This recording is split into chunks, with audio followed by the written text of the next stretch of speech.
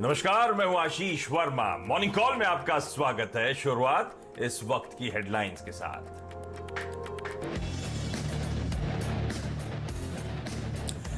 Global संकेत अच्छे, Dow futures करीब 250 अंक ऊपर। कल अमेरिकी बाजारों में दिखी थी शानदार रिकवरी। डाउ निचले स्तरों से करीब 900 पॉइंट सुधरा।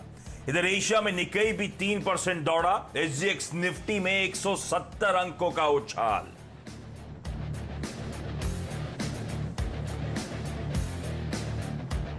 टाटा मोटर्स को चौथी तिमाही में करीब 9,900 करोड़ रुपए का हुआ कंसोलिडेटेड घाटा।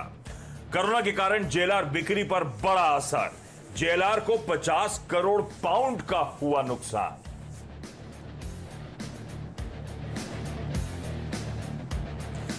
आ जाएंगे एचपीसीएल के नतीजे। चौथी तिमाही में करीब 3,000 करोड़ रुपए के मुनाफे के मुकाबले 830 करोड़ रुपए के घाटे का अनुमान। इप्का लैब्स और एनएमडीसी भी आज पेश करेंगी नतीजे।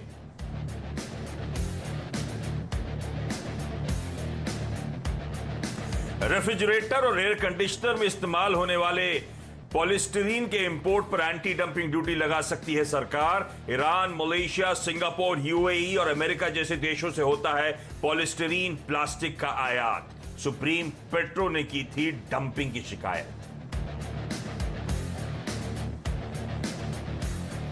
कोरोना पर आज से 2 दिन तक राज्यों के मुख्यमंत्रियों के साथ करेंगे बैठक पीएम मोदी। देश में कोरोना के कुल मामले 3,32,000 के पार।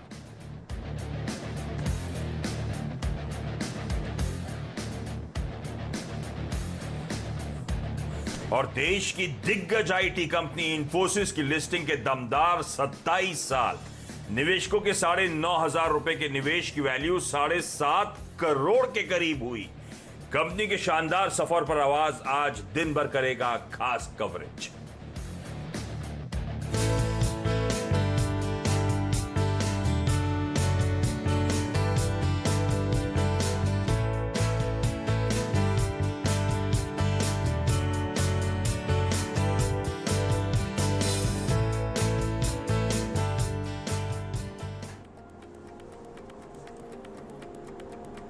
चलिए, मंगलवार की सुबह और कल आप लोगों ने नोटिस करा होगा हफ्ते की कमजोर शुरुआत होती हुई नजर आई। 1.5% से ज्यादा का दबाव था सेंसेक्स और निफ्टी में। दिन के लो से रिकवरी के बावजूद इस तरह का हमने प्रेशर आता हुआ देखा। और ऑफ लेट जो भारतीय बाजार के लिए दिक्कत बन रहा है वो है एफआईआईज की बिकवाली का दबाव। तो वो स्क्रीन्स पर आपके पिछले कुछ दिनों की एफआईआईज और डीआईएस के फिगर आएंगे। जब जब हम हमारे डीआईआईज एफआईआईज की सेलिंग को एब्जॉर्ब कर पाते हैं, बाजार ठीक रहता है। जब एफआईआईज की सेलिंग डीआईएस की एब्जॉर्प्शन से ज्यादा होती है, बाजार में तगड़ा प्रेशर देखने को मिलता है। तो पिछले 4 दिनों से लगातार बिकवाली और बिकवाली का जो प्रेशर है और बढ़ता ही चले जा रहा है। और उसके पीछे कल का रीजन देखिए, 2960 करोड़ की एफआईआईज की बिकली, यानी कि ऑलमोस्ट 3,000 करोड़ रुपए की कैश मार्केट में, और डीआईएस ने केवल 1,000 करोड़ रुपए के आसपास के एब्जॉर्ब करा। इसीलिए हमने देखा कल इस तरह के प्रेशर के साथ हफ्ते की शुरुआत होती हुई नजर आए। और इस बीच ये दिक्कत आ रही है पैंडेमिक, जो कोरोना वायरस है, ये सरदर्द बनता चले जा रहा है ग्लोबली और खास तौर पे हमारे लिए भी। भारत में पिछले 24 घंटे में 11,000 से ज्यादा कोरोना वायरस के केसेस सामने आए। ये बैक टू बैक कल तीसरा दिन था जब इस मैग्नीट्यूड 11,000 के ऊपर के आंकड़े हम देख रहे थे। इस तरह से वो दिक्कतें एस्केलेट होती हुई आपको नजर आएंगी। और इन दिक्कतों के बीच में आज पीएम और सीएम्स की 2 दिनों की जो बातचीत, कुछ राज्यों के साथ आज, बाकी के राज्यों के साथ कल पीएम सीएम की वीडियो कॉन्फ्रेंसिंग होनी है। तो उसके बाद काफी हद तक क्लैरिटी आएगी, जो तमाम अटकलें वगैरह थी, क्या निकल के आता है इस बैठक से, उस पर खासतौर पर नजर आएगी और आगे इस पर बातचीत भी करेंगे। लेकिन चलिए, आज के संकेत सबसे पहले आप लोगों की स्क्रीन पर। और कल जब हम भारतीय बाजार कामकाज की समाप्ति करने की तैयारी कर रहे थे 3:30 बजे, उस समय डाउ फ्यूचर्स दिखा रहा था यूएस में ऑलमोस्ट 550 पॉइंट का दबाव देखने को मिलेगा। पर दरअसल यूएस में हुआ क्या बड़ा इंटरेस्टिंग, यूएस में दबाव था। एक समय यूएस मार्केट 750 पॉइंट नीचे कामकाज कर रहे थे, पर एक रिमार्केबल रिकवरी यूएस मार्केट्स में देखने को मिली। कहां 750 पॉइंट नीचे थे, फाइनली 150 पॉइंट ऊपर जाके यूएस मार्केट्स डाउ जोन्स बंद होता हुआ नजर आया। 900 पॉइंट का लो से एक स्विंग देखने को मिला और डाउ फ्यूचर्स आज भी इंडिकेट कर रहे हैं यूएस में ऑलमोस्ट 150 पॉइंट की मजबूती के साथ कामकाज होता हुआ नजर आएगा।